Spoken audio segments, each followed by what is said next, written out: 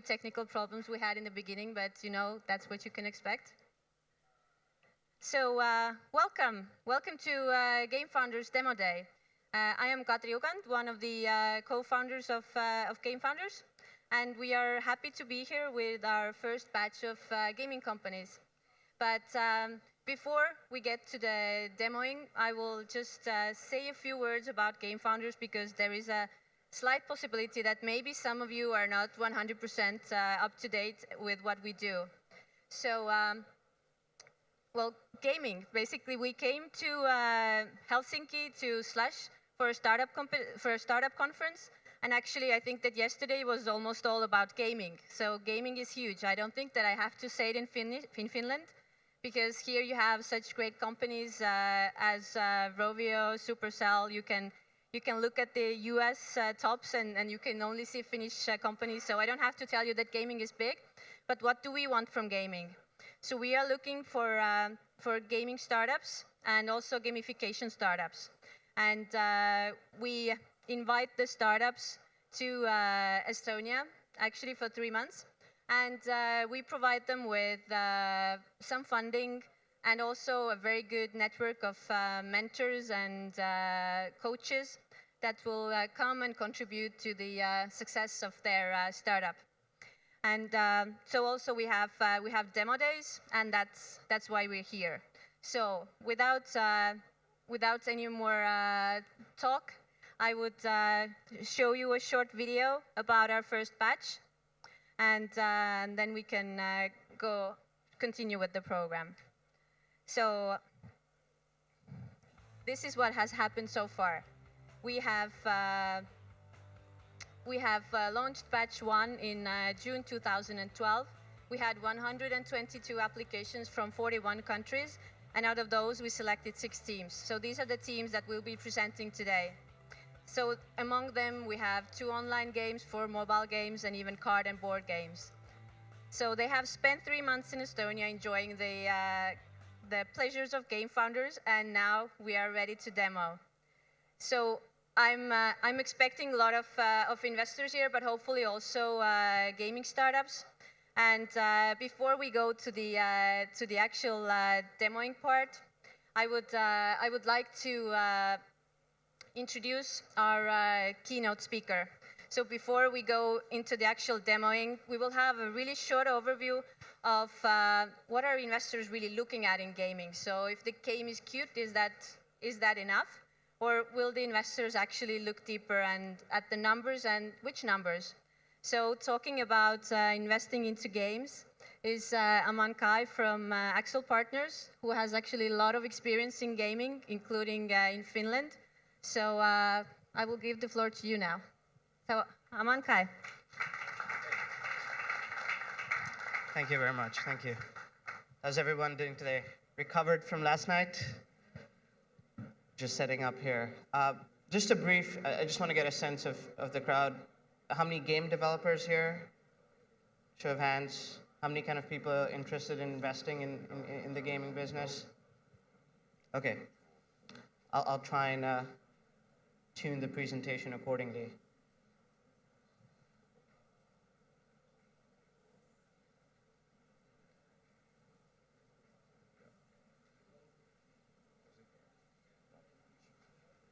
All right, there you go.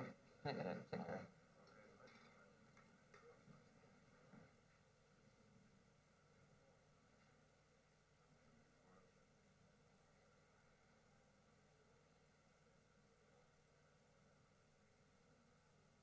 you go. All right. So I'm Aman. I'm from Accel. For those of you who don't know us, I'll give you a little bit of a background. By the way, here's my email address. I have to run to the airport, but if anyone has any questions, just shoot me an email. Hopefully not all of them right after I leave, but a little bit of a background on Accel. I'm based in London, where we focus a lot on investing in gaming companies. 2 of them obviously here in Finland, 2 big ones, Rovio and Supercell. I observe at the board of Supercell, so I'm very, very close to that company, and I think people over here should be very, very proud of what they've done in such a short amount of time. But apart from that, we've invested in a number of other companies in the gaming ecosystem, including Facebook and Playfish, and GetJar as well. So really briefly I just want to talk about the market and how we're seeing it. Obviously, I think people know this chart pretty well, but stepping back, it's clearly a growing industry, and from a consumer perspective, people are spending more and more dollars. The key question I think we need to ask ourselves is in which platform are those dollars going to be spent? And clearly for us, it's not in the hardware side. It's not necessarily on the console side, even though there are some great games on the console. But it's really the mobile side and the online computer software side is where we see some of these really interesting trends at Accel.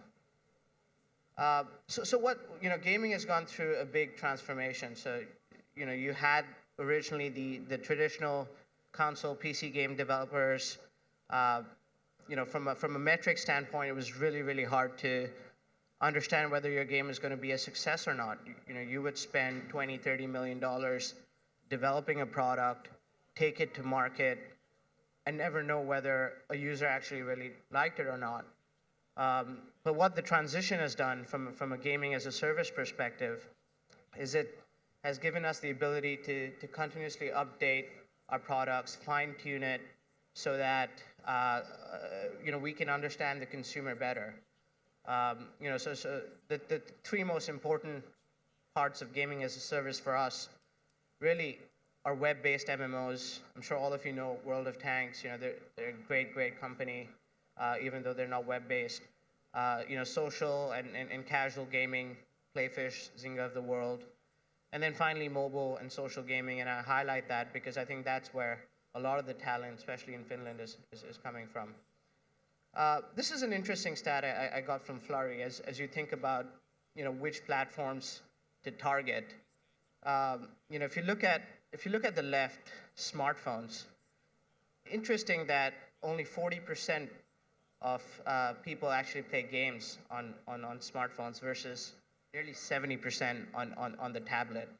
So as you think about what kind of games you're making, what kind of audiences you want to target, keep this in mind. I'm not saying you need to be a tablet-only gaming company or you need to be a smartphone-only gaming company, but make sure your product can be played across these platforms. And I'm sure, I haven't seen it, but I'm sure the dollars spent on these platforms will also evolve, and more dollars are being spent there. For instance, I can tell you Supercell, 50% of their revenues come from iPad, so it's really it's really an evolving platform.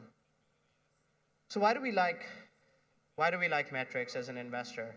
I think in this day and age, it's quite easy as a game developer to actually get a few metrics for your product when you launch it. I think any investor wants to make an informed decision. It's very hard to make an informed decision without metrics. It's hard to judge the quality of the artwork of a game product. It's hard to judge what the reception will be. So hence we look to metrics. They are available. There are a ton of companies that help you, to give you an SDK, help you with getting these metrics. And to make sure that you're continuously innovating. I think that's the most important thing. Metrics give you the ability to say, hey, my users are not spending enough time on this section of the game. Maybe I need to tweak something over here. So that's why we really want to see metrics. So I kind of broke it down, and just call me out if you don't understand anything over here. But as the 10 most important metrics that a gaming company or a investor should really look at, regardless of stage. So you could be, as small as 3 people or as big as 100 people. But I think, these are the 10 most important things that you should focus on. So for me, the number one thing is retention. Now, this is the number one question I ask every gaming company that I meet, whether they have 100 downloads or whether they have 5 million downloads. And what do I mean by retention? I mean, how often are your users coming back? And I've split it up into 1 day, 7 day, 14 day, 30 day. And really, you can pick and choose, what's really right for you. But I think this is probably the most important metric all of you should focus on. And later on, I'll talk about what a good retention number is, so you guys can track your games. Lifetime values, the second most important thing, and also a function of retention. How much do you expect, and this is mostly for free-to-play games, but could be applied to paid games. How much do you expect your users will provide you in dollars over their lifetime, right? So let's say a user plays your game for 1 year. How much revenue are you expecting to generate from them? And that will help you with a number of things, especially on customer acquisition costs. So as you all know, there are a ton of ad networks out there that help you get installs. And you need to know what your LTV is to really understand how much you can pay these ad networks for your installs. And I think as an investor, I think Zynga and some of those companies and let's say the 2.0 of gaming did a great job of marketing. I think these days, we don't shun companies that focus a lot on this or focus a lot on marketing. I think as long as your lifetime values are greater than what you pay to acquire a customer, then it's efficient to invest in marketing. So before you go out and spend, $5,000, $10,000 on a campaign, make sure these two metrics really add up. Otherwise, it's just you're wasting money. ARPDAU. This is a metric that I'm sure you get asked a lot, and a lot of people, try to, for them, they want to maximize it. And it's really a wide range. It's really how much money are you getting from a user who is coming to the platform that day on average, very simply put. And it ranges from 2 cents to 50 cents. So some of the more casual games, the Zyngas of the world have about 5 cents, sometimes even lower. Some of the more mid-core games have about 20 cents. I've seen games that have 50 cents, and if you have 50 cents, you should be talking to me. That's amazing. Important metric, but I think that can always be tweaked in the long run. So I'm just gonna, 7 is missing. I'll just get these on all aboard, but average revenue per paying user. I think what a lot of people fail to see is that gaming is a business driven by what I like to call whales, i.e. you have a small amount of users who are paying you a ton of money. And that's not a bad thing. If you look at Zynga, again, most of their revenue is generated by 10% of their players. So it's very important to measure how much money you're getting from your paying players. Whether it's in the $10 range or in the $35 to $50 range. The next one is session length. I think with session length, it is an interesting metric to look at, probably not the top of my list, but depending on the game you have, you want to be able to know what your session length is to tweak some of the monetization mechanics. So if you are I'll give you an example. If you're a very casual game, you're likely to have very, very short session lengths. As a result, you are a little bit limited in terms of what you can do on the monetization side, because it takes a while to get users to start paying and so on and so forth. So monitor this quite closely. The next two are pretty obvious: conversion, downloads, registrations. I think you guys should, as game developers and investors, have SDKs of companies plugged into your system that really give you these things, and this is really to monitor on a high-level basis. Finally, concurrent users. This is basically how many players are playing your game right now. And it's important because if you want to create a multiplayer game, having a high number over here is very, very important. And it's important on the server side as well. So if you're hiring server-side developers and so on, having strains on your system could be bad. Clash of Clans, for instance, one of Supercell's games, has so many concurrent users. They've spent a lot of time trying to adjust their backend to really cope with that. And finally, cohorts. This is probably the most, apart from retention, the most important thing I think a lot of people don't understand, and could apply to any business, not just gaming. But I'll touch on that really briefly later. So what is a good retention curve? I think the top curve, the darker blue line, is probably the best I've ever seen. I think the lighter blue line is average. So I would think about 50% retention, i.e., if a user downloads my game today, 50% of them are coming back tomorrow. So that is day one retention. So that's generally how I think a retention curve should look like. I think if you are anywhere below the average, I think you should rethink how you are onboarding the user, whether your game experience is correct, and so on. Lifetime value. I think I spoke about this a little bit before, but if you look on to the extreme left-hand side of the chart, my left-hand side, so your right-hand side, you'll see your most profitable customers are really the 10 to 20%. And it's very, very important to make sure that you are servicing them as much as possible. So even if you have 1 million users, make sure your top 200,000 users are the happiest, because they really provide you most of the money and can help you scale the marketing side of things. And that really leads into customer acquisition costs. And I know it's probably not that very clear, but just roughly, what does it cost today to actually get an install? So if I go to a mobile ad network and if I say, hey, get me a download, how much do I have to pay you? And the answer is it varies from country to country where you're trying to run the campaign.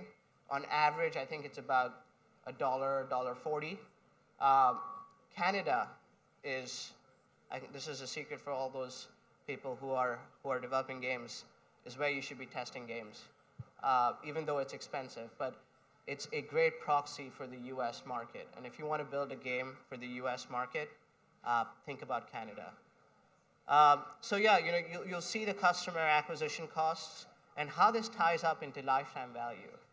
If your lifetime value is below your customer acquisition cost, so if you think you'll only get $1.50 from your user in Canada over his lifetime, then you shouldn't be paying to acquire that user.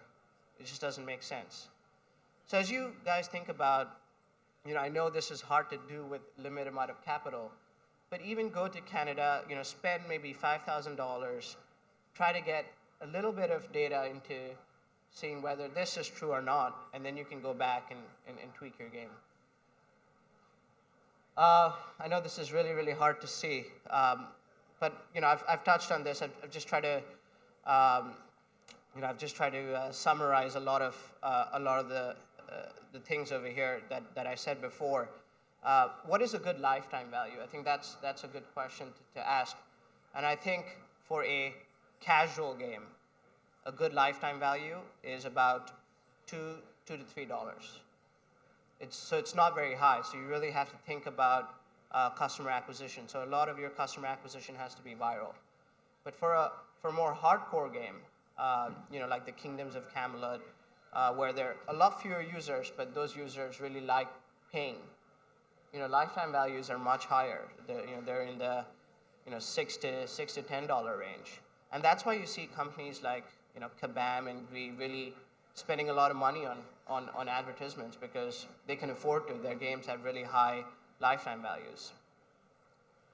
And finally, cohorts. This is what I talked about. So what is a cohort really? And I think this graph really shows it very nicely.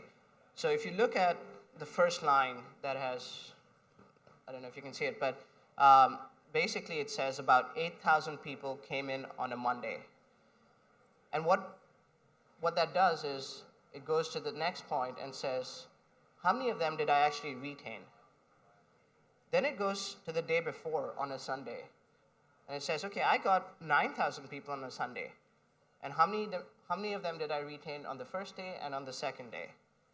What this does is it really shows that you're improving your game.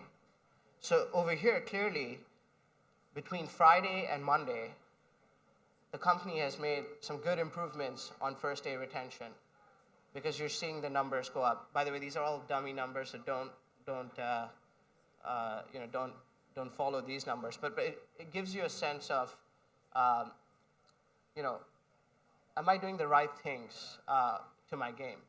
And I think if you have this, this should be the number one thing that an investor asks you, or a number one thing your analytics guy in your company should be following on a day-to-day basis.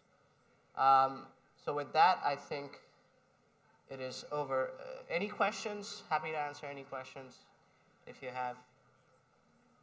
Yeah. Yeah. So the question was, how do you calculate the average revenue per daily active user, correct? Exactly. Exactly. So it's the amount of the active users you get on that day divided by the number of the revenue you had that day. It's very simple. Any other questions? All right. Thank you. Thank you, Aman. So we will continue with the demo day. I have spread out some sheets of paper that give an overview of the teams that are presenting. So if you want some more, I can spread them out. Just give me a shout, and they're just here. But so to continue, we have 6 amazing teams, and we are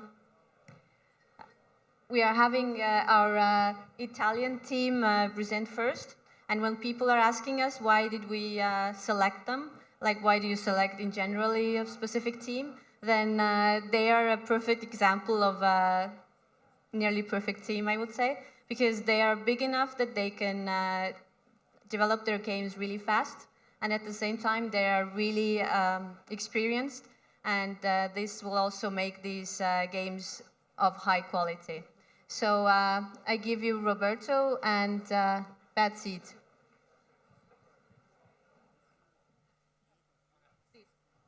Okay, thank you, Kari. Okay, here we are. Hi ho, I'm Roberto from Bad Seed. We are an Italian startup that provides high-quality mobile games. Our mission is to make the difference in the messy world of mobile clones. And actually, we did it with Ship Up. Our first game is a simple puzzle platform already available on the App Store. But why you should care? Because we have a good traction. We decided to release the game free for a day. The version on the App Store is 99 cents. We released it for a day for test the market, and we got 80,000 downloads in 24 hours without any marketing, any social integration, any advertising. Then we decided to release a light version of the game that contained only 4 levels out of the 20 that you can find in the full version. And we have a 5% conversion rate.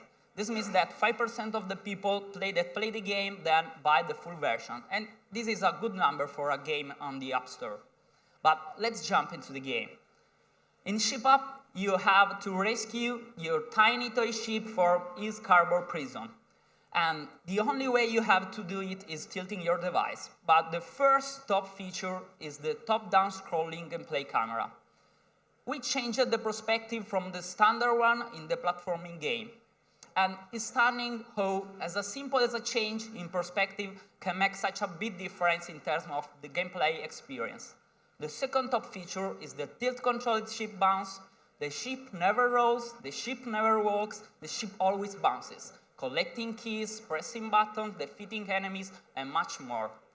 The third top feature is the high quality and cute graphic.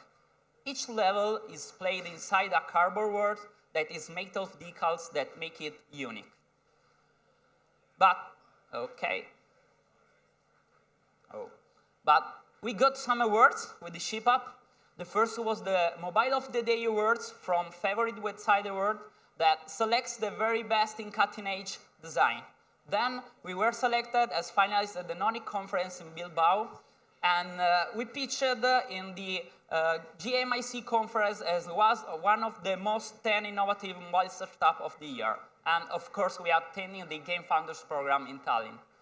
But what we care the most are what people say about Ship App, because we have 4+ star rating in all the country in the App Store, and we got a lot of very good review from critics and players, and that's what we are proud of.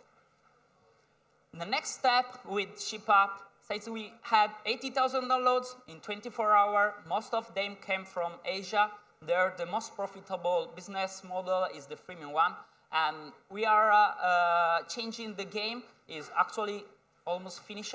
We added collectibles, ship suites, new levels, new gameplay elements, all the stuff that player can buy. And we have also integrated the socials, the social integration. We have the version ready for Android and soon for Windows Phone. So the plans of BadSeed are to find a publisher for Ship App to help us to make the great marketing and push the game on the market as best as we can. And also we are looking for investors that help us to build our lineup of game with the same quality and the same game experience of Ship App. We have many games on the way, so you can talk with us later if you want. We can show them. And you know, to make great games, you need a great team, and that's what we are, an experienced and complete team. We have 1 game designer, 3 artists, 3 programmers, and now 1 marketing guy. Most of us meet each other in Ubisoft, the world's 3rd largest game publisher, where we work together for several years on console games. There, we learned how to make great games and how to make them in the best and fastest way possible. So that's all about Ship App and BadSeed. If you have any question, I'm more than happy to answer them. And if you want to try again, we have an iPad there, or we are at the booth of GameFounders. And thank you for your attention.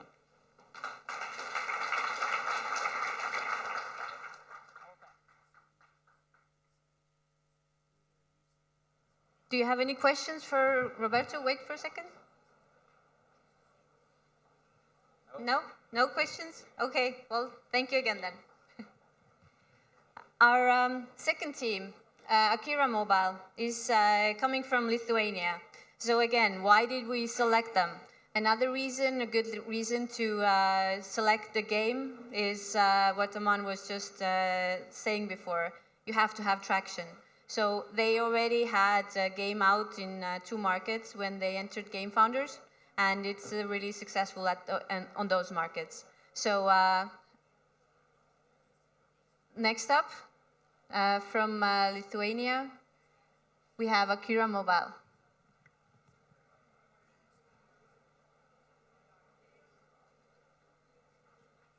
Hopefully. You okay?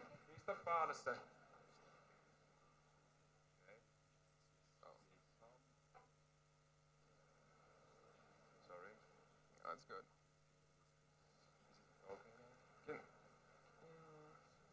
Make it to full screen, please. So,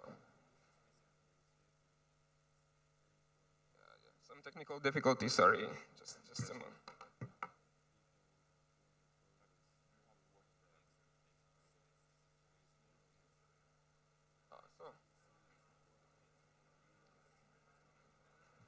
Okay, so I see a lot of men right here, and this game is actually for you, and I will explain why.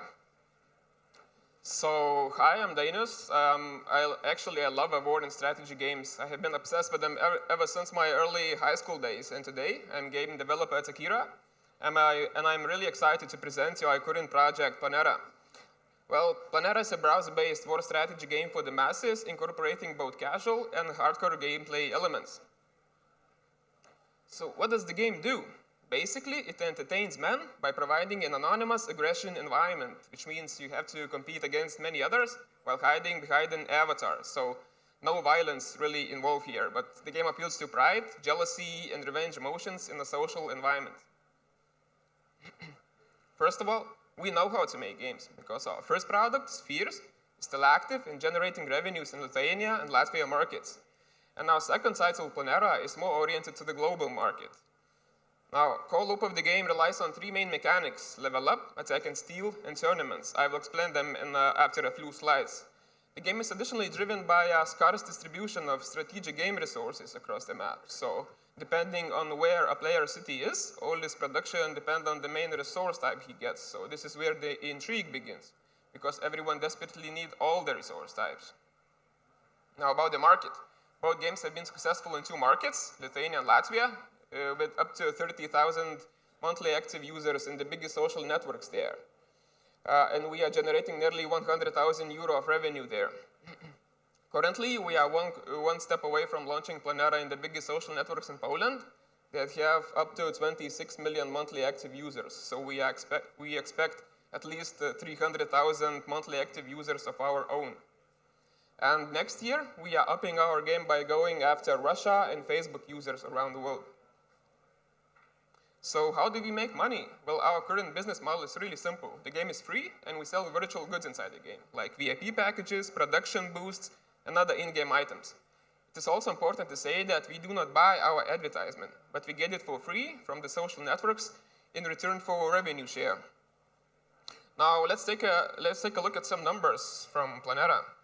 Nearly 20% of our players engage with the game daily and play it for 25 minutes. 4% of our users are paying, and the average revenue per paying user is 12 euro. Retention is nearly 40%, and we haven't used any aggressive marketing yet. So you can clearly see that Planera has big potential. What are we looking for right now is publishing financing. As we go and expand and go into bigger markets, we will have more capital needs to accommodate servers, personnel, localization costs. So that is our primary objective here. Okay, now I'm going to show you a short video to demonstrate the actual gameplay. So since we are integrated with social networks, logging into the game is really easy. For the first time, you just need to enter a play name and you are good to go. Then after going through tutorials and learning the basics about the game, you can start playing. We also have this farming feature where you can gather one of the resources you need just by being online and clicking through the plants. So you can please and casual farm like plants. But to get deeper into the game, first you have to build up, raise resources, start producing armies. Well, of course, it's a war game. So that is the level up part I've mentioned earlier. And daily gifts and various leads will help you in this process. From this point, you can begin scouting for a prey, for example, an oasis to take or another player's city to loot or conquer. And finally, if you form an alliance with your friends or join an existing one, maybe, then you can participate in massive war tournaments to enhance your gaming experience even further and eventually dominate the world. Okay, so now who operates the spaceship? Akira is a team of 5. We have our monetization queen as our team lead, an ex-hacker as our tech lead, 2 game hardcore fans and developers, including myself and a great graphics designer. Company has 2 angel investors, Šarūnas Komentauskas, who is acting as a CEO, and Aldas Kirvaitis. So if you want to check out a kick-ass war strategy game, come find us after the presentation at the GameFounders booth. Thank you. Any questions, maybe?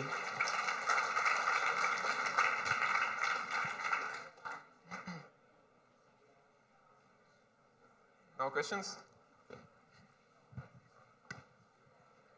You can have all your questions at our booth, as Daniel said, because all the startups are also demoing their games there, so you can come over, play, and meet the teams. But let's continue. So the next startup comes from Holland, and the reason that we picked them wasn't actually covered in Aman's talk, because they haven't actually launched their game yet, so they don't have traction. But the reason that this team was picked will be presented to you shortly, because I am sure that as soon as you see the demo video, you will know. So enjoy, Glowforth and Zoot.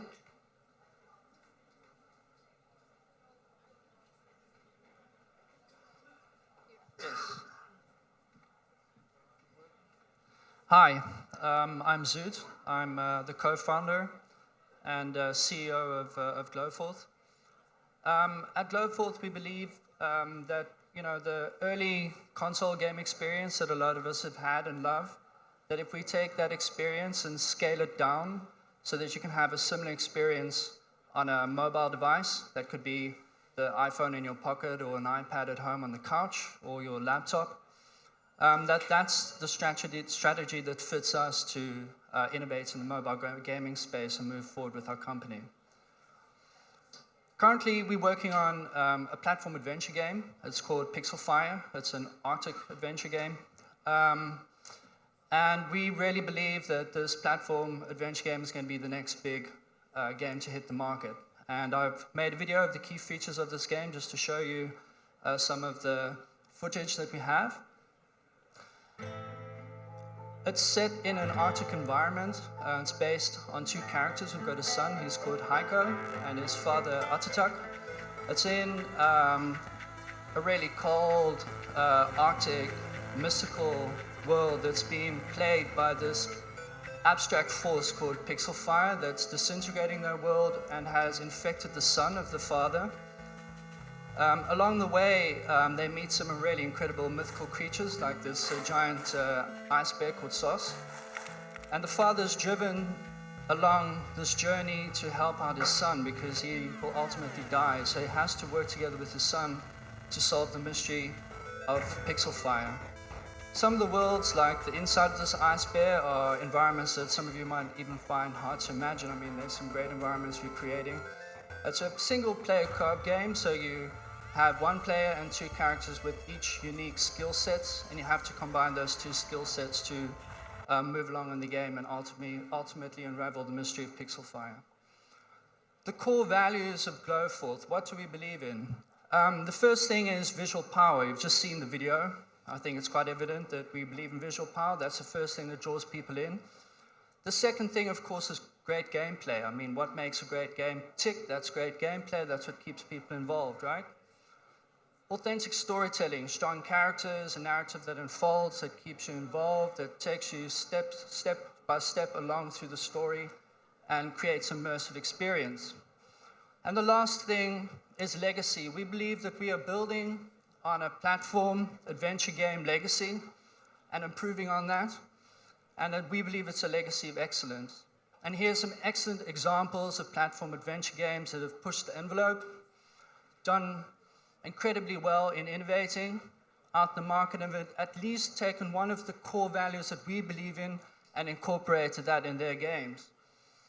You can see also that they've done really well in the marketplace. Well, just talking about the marketplace briefly, the mobile global games market is really huge and is predicted to become a lot bigger soon. But the question for us is, how do we get into that market? What's our entrance point? We believe that we have to target a niche, and that niche is the person that has had that first early console game experience. That's going to be the early adopter for our game. That's a person that today has an iPad or mobile device and wants that similar experience that we're providing with this game. We want to distribute over the board. That's Android. We can reverse distribute to digital distribution on consoles, but just let's have a look at the Apple devices right now. The mobile's a no-brainer, of course, so I'll just move on to the iPad. The iPad is interesting for us because people play the longest on the iPad. They spend the most money, and they are also willing to pay for premium games on this platform. The third one is a bit of a strange one. The Mac Store. Why the Mac Store? Why would you put that on there? Well, we got some great feedback. If you look at the Mac Store, the platform adventure games that I just spoke to on the previous slide, they're sold on the Mac Store right now, and then the top 100 best-selling games. But the thing is that most of them are 1 to 3 years old, and there's no contemporary platform adventure game on the Mac Store right now. So we believe that if we release onto the Mac Store first, that we'll get some interesting traction. We believe that Apple will feature us, and from that first feature, we'll have the traction and the traffic to release to iPad, and from iPad to the mobile and mass market. So what do we need to be able to do this? We have a vertical slice of the game ready right now. We've implemented about 70% of the core features of the game in the code. We are looking for an investor or a publisher that wants to put in 120K. We'll need 5 to 6 months to create 2.5 to 3 hours of premium gameplay and have the product ready for market and for launch on the Mac Store. So who's going to do this? Well, this is the team. I'm the CEO and creative director of the company. Jasper de Bruin is our dedicated game designer. We have my twin brother here. He's the technical side of the company with over 10 years of programming experience. And to back us up, we have Scott Foe. He's been involved in 3 gaming startups. He's a veteran, knows the ropes. And this guy I'm really, really proud and happy to have in the team is Ari Bakunin. Most of you guys will probably know him. He's our mentor, and he's also going to be doing the audio design for the demo of the game. So I'm just going to wrap up now. I want to say that we believe in making big games for small devices. And right now, we're looking for beta testers for Pixel Fire. So if any of you are interested in signing up for beta testing, just please let me know. If you have questions about the team, the product, please just walk up to me after the pitch, and I'll be more than happy to help you out. Thank you very much for your time.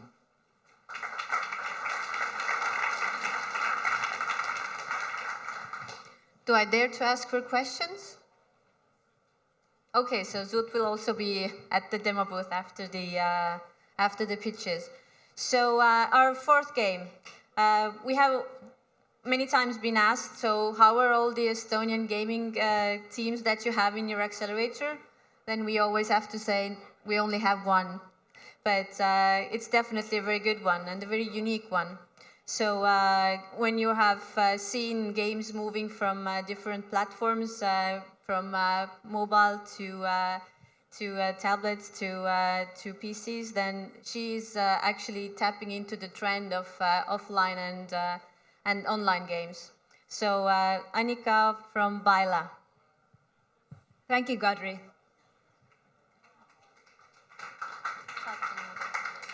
Yeah. Hi, everyone. It's really great to be here, and especially it's great to see some familiar faces there and there. Hi, everyone. In front of you, there's a standing company called Baila Games. Baila Games is a producer of probably the best party games and ice-breaking games ever. Why do I dare to say that? Is because of our fans. They have proved us that this game is ready to be global. And in here, when we have publishers and investors, then there's a great chance for you to step up and contact me. Because we are right now about to launch our game in global. It includes all the next features that I'm going to introduce you. Next slides. Baila Games right now have 4 physical games. It includes 3 card games and 1 board game, and 1 game for mobile devices. So for mobile devices, please hold on. Do not download it right now because it's available on December the 7th and in January for Android devices. Our most popular game is called Just Baila. We had it at first in physical form as a card game, but right now we have worked on the mobile device, which we are going to introduce you later on. So Baila needs at least 3 people to play it. So also, the requirement is for the device as well. So if you have a mobile phone, you need to gather your friends together and play it. Yeah, you can tap it in bus by riding bus and so on, but do gather your friends and play it. So it's unique in this case. It basic is really simple. You need the device or physical card game. Just pick cards, fulfill the task. Then you need this empty glass on the table. Each player has to have their own favorite beverage or drink to use it. And I think I should mention that Estonians prefer to play it with alcoholical games. I tried it yesterday with Finnish. It's the same, but I don't know about the global market, so let's try it out. So you pick a card. For example, the first task is the Chin King task.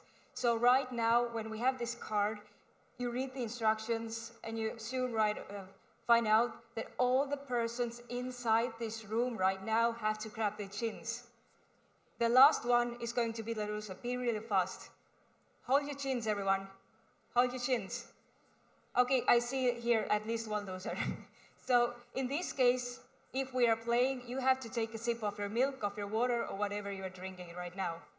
There are many rules that our fans love, and you can try it on at our booth. I can introduce you either in 1 or 2 devices. This game is called Baila number 2. This is a game that our fans demanded us to produce. Since Baila has been such a great job, they told us just produce a brother for the first game with different rules, so we did it. We have one board game with dice and with buttons. It's basically a simulation game of an event when you can prepare yourself to go to a party, then you are on the way to the party and then back home. Last but not least is a card game again. It's for partners. Usually it's played between only 2 people. Yeah, you can play with your girlfriend or boyfriend, whatever. And it has got a really great but really sensitive feedback. It's really sexy and intimate, so you don't have to share it, just play it. Why Baila games? I'm in front of you and told you that I'm ready to get global with Baila games. We, in the small Estonian market, we have pushed aside such social and party games as Monopoly, Uno, Alias, and Risk. And yes, we are right now ready with the help of publishers or investors to get global. The market, the target group is almost everyone. It means that everyone can play Baila except non-drinkers. It means that if you don't drink water or milk, then you can't play Baila. Most active users are aged between 18 to 35-year-olds. This is according to our Facebook tracking. And customer acquisition is really simple. Baila has sold in our markets, where we've done this home job, mouth-to-mouth advertisement. Our best friend in Estonia is Facebook. We have there over 8,500 fans, and Baila is represented in e-shops and in physical shops. As I told, we have launched this the most popular game into mobile device, and this is our first application game, but it's not going to be the last one. So right now you have the opportunity to start globalization work with us. So the plans are quite simple. First is to, as we know, that physical games, to launch a physical game, it takes time. It's faster to first launch the application and then put the markets one by one, the physical game into physical stores. The application is going to be freemium. It means you can play the game starting December the 7th for free. You can play it for free, but there's going to be some extras that you can customize your cards, you can do extra buyings, and so on. I forgot to mention one thing, is that really great and good point is that application game is going to advertise our physical games, and physical games is going to advertise our application games. It means that just in the corner of this package, there is this letter to find us in App Store and Android markets. So Baila right now is in 4 countries only. Estonia, yes, this is our homeland. Latvia, in Latvia we have only 1 shop, in capital city. In Denmark we have already 3 shops, and in Finland 1 store. So it means that we have work to do. I see that in 3 years per only one game, let's assume that it's going to be the green one, the most popular game. I presume that we are going to have these kind of sale links. These are selling numbers.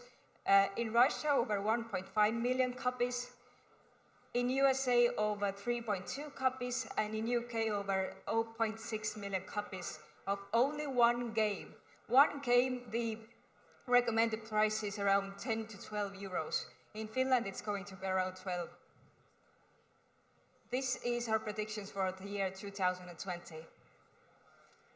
Competition, yes, there is competition. There are similar games which are based on drinking and having party, but Baila has proved itself by being special in this case that it's impulsive, interactive, and it does break ice. Our team is ready to get global. You can work with us. There is me, Ainika. I do basically the marketing and all the jobs there.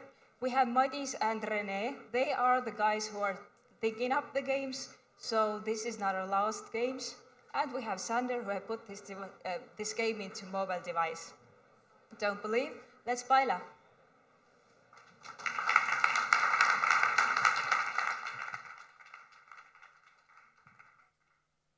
Do you have any questions for Annika?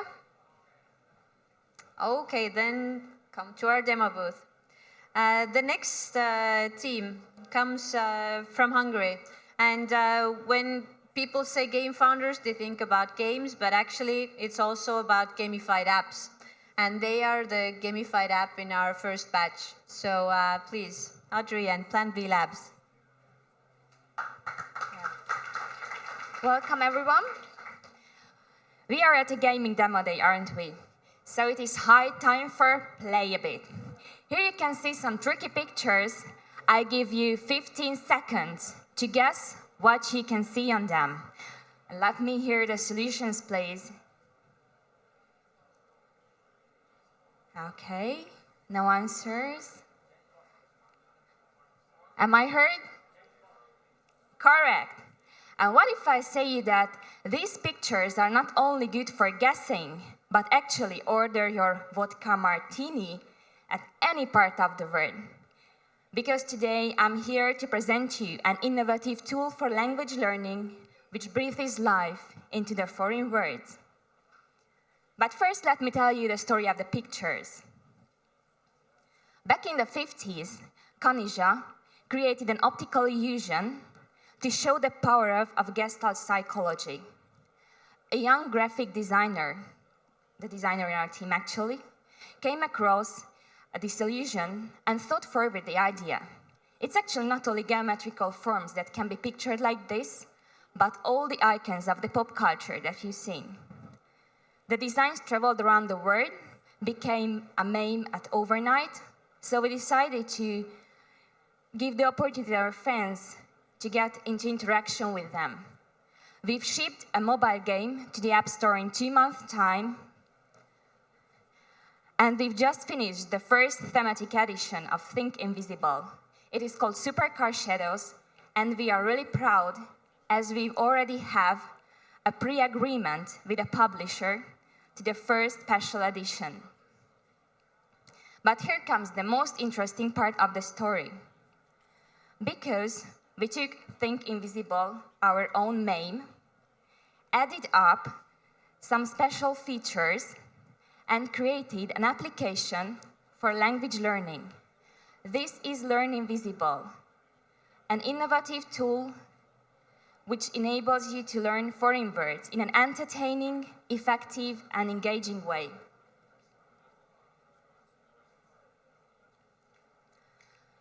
As an ex-language teacher, I wish I had this tool in my hand when I asked my students to prepare for the next vocabulary test paper.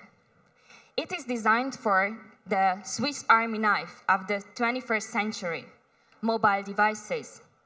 It has a coherent and genuine design, as you can see, easy to recognize, but pretty hard to copy.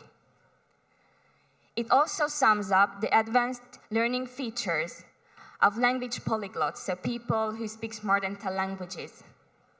We do believe that these special features makes Learn Invisible a significant competitor in a huge market.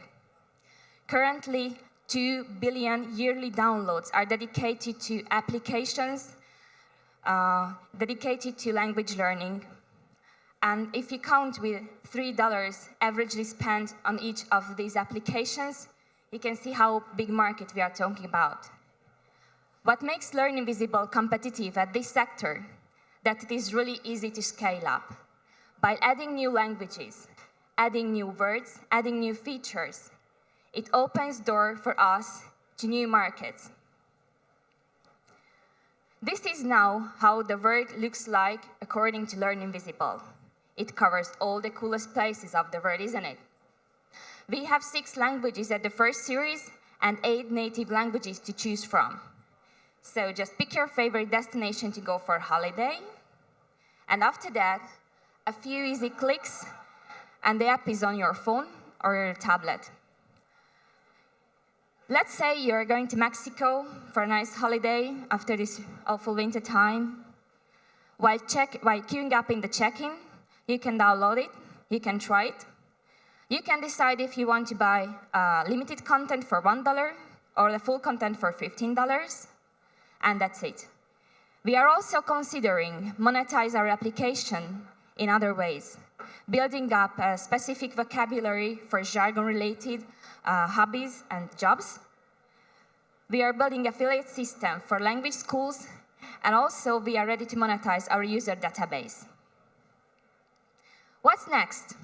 In the next year, we want to add 6 more languages and a social layer to be able to invite your buddies, friends, to start learn with you, challenge yourself with different kind of activities inside.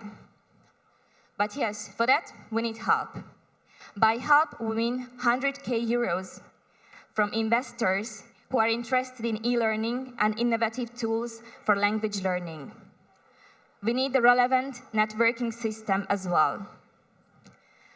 In return, we guarantee hard work. In our team, we have a learning geek who's been researching human learning patterns for 8 years now. We have a developer who speaks all the major programming languages, a designer who is ready to transform all weird ideas into smart and intuitive user interface, and also me, an Accel language teacher with 8 years of marketing and design management background. We have advisors on board, a serial entrepreneur with IT and education background, and also Benny Lewis, probably the most famous learning celebrity. He runs a blog called Fluent in 3 Months. He's ready to help us as well. And of course, we were selected into GameFounders.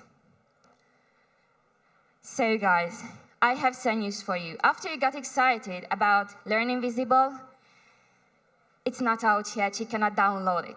But as you're so special for us here, please visit our booth, and I'm ready to give you promotion cards to get the earliest access to the application. And if you have any further questions, just feel free to turn to me. And forget about putting your vocabulary book under your pillow. It's not working anymore. Choose rather Learning Visible and breathe life into foreign words. Thank you very much for your attention.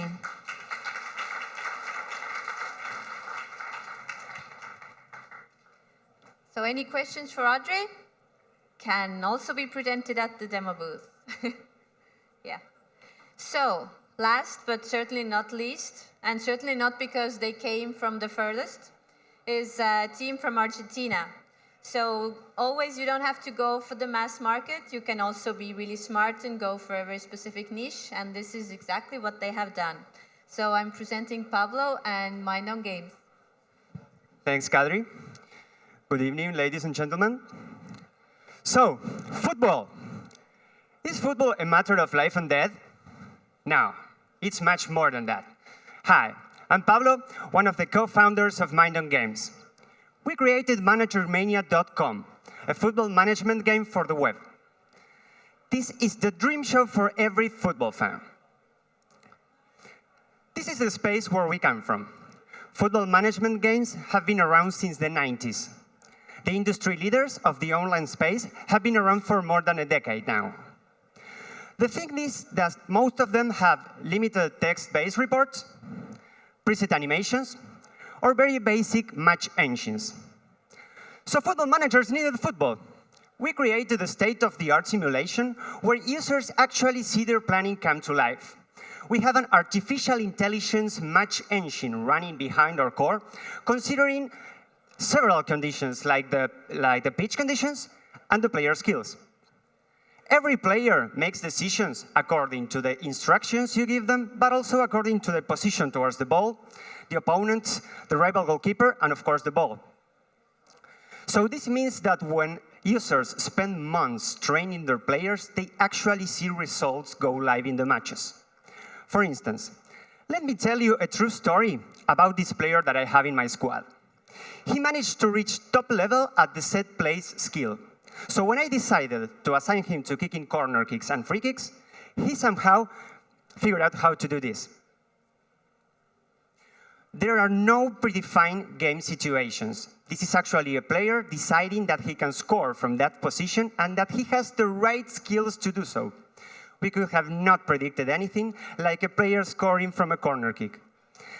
This is real football. So what's out there? The football management space has over 20 million active users. The industry leaders have been making a business out of this for 15 years now. One of them has recently been acquired just this same year, and the world leader has over 6 million monthly active users and is regularly one of the top 10 most played games on Facebook. Managermania has a freemium business model. This means that users can play for free as much as they want, but they can also extend the whole gaming experience by subscribing to one of our monthly packages. They can also pay for specific features, like tournaments, where they can play with their friends, or they can participate for real football prizes. And the game can handle in-game advertising, so a brand can put a name on the football jerseys, on the stadiums, and inside each match. These are our numbers. We grew organically on our beta launch and got 1,000 active users. We created a paid tournament for them, where the football jersey, a single football jersey, was the only prize, and raised $700 just for that tournament. We also decided to run a different approach, so we launched the same tournament but for free, and doubled our time on site. We even have users spending 14 hours straight playing this tournament.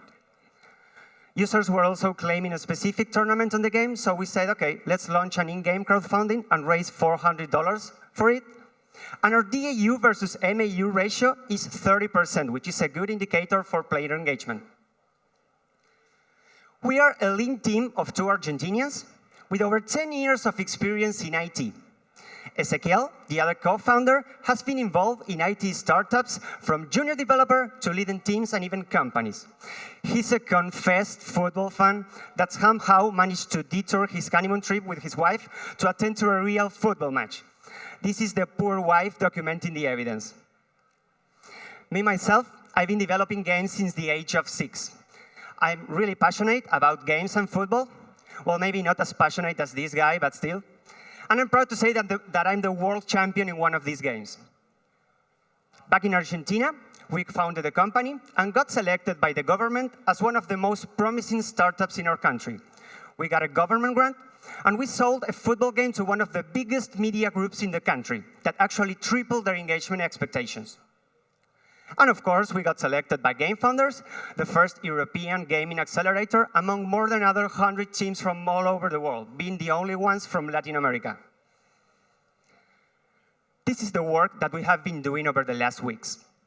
We have raised registration retention at 30%.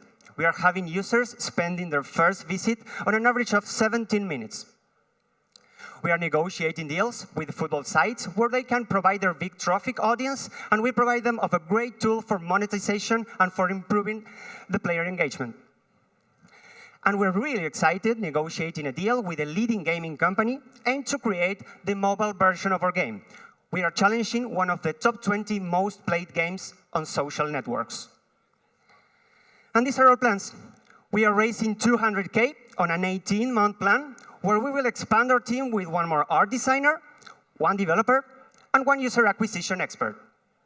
So this is our mission, to bring real football to online games. If you want to join us, please do over here or over there at the GameFounders booth. Just look for the football guys, and I'll be happy to answer any questions you have for me. Thank you.